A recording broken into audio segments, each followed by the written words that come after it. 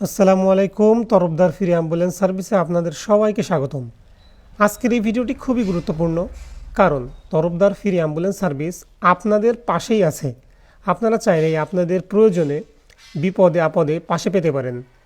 স্ক্রিনের উপর দেওয়া নাম্বারে আপনারা যোগাযোগ করে যে কোনো সময় এই অ্যাম্বুলেন্স থেকে ফ্রি সার্ভিস নিতে পারেন।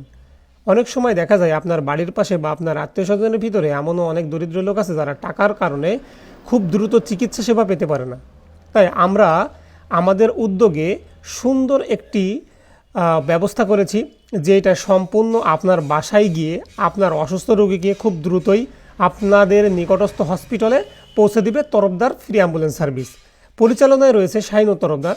স্ক্রিনের উপর দেওয়া নাম্বারে আপনারা সরাসরি যোগাযোগ করতে পারেন, অথবা আপনারা চাইলেই কিন্তু এই ভিডিওটা শেয়ার করতে পারেন আপনাদের ফেসবুকে, শেয়ার করতে পারেন আপনার বন্ধু বা আত্মীয় স্বজনের মাঝে, যাতে করে শুধু বাঘারপাড়া উপজেলা নয়, শালিখা, মাগুরা, নড়াইল সহ আশেপাশে যত এলাকার মানুষ রয়েছে তাদেরও উপকারে আসতে পারে।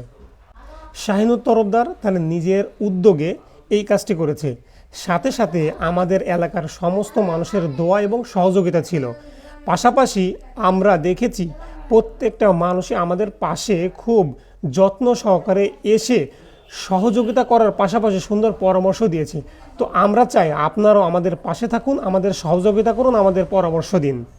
তরফদার ফ্রি অ্যাম্বুলেন্স সার্ভিসের এই সার্ভিসটি পাওয়ার জন্য আপনাকে শুধুমাত্র স্ক্রিনের উপর দেওয়া নাম্বারে কল করতে হবে এবং আপনার সঠিক ঠিকানাটি এই নাম্বারওয়ালাকে দিতে হবে। অবশ্যই আপনি আপনার বাসায় থেকে আপনার রোগীকে নিয়ে সহজেই আপনার নিকটস্থ হসপিটাল কিংবা চিকিৎসা কেন্দ্রে যেতে পারেন। তো সর্বশেষে আমাদের বড় হুজুর দিয়ে আমরা সুন্দরভাবে একটি দোয়ার আয়োজন করেছিলাম। এই আয়োজনের মধ্য দিয়ে আমাদের এই শুভ কাজটিকে উদ্বোধন করেছিলাম।